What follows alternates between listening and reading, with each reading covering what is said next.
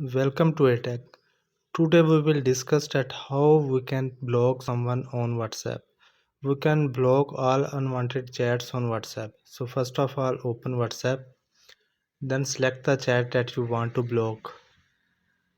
So we will select first one and we will block it. So on top right corner you can see three dots. So we will click it, and here on fourth number you can see block option. So we will select it, and here you can select the reason that why you want to block this message. So first is no longer interested, second didn't sign up, third spam, fourth offensive messages, and fifth other. So I will select offensive message and block. So you can see that I blocked this number successfully. So in this way you can block this number, and in the same way you can unblock any number.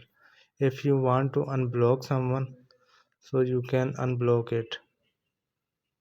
So now I will unblock it, and you can see you unblock this business.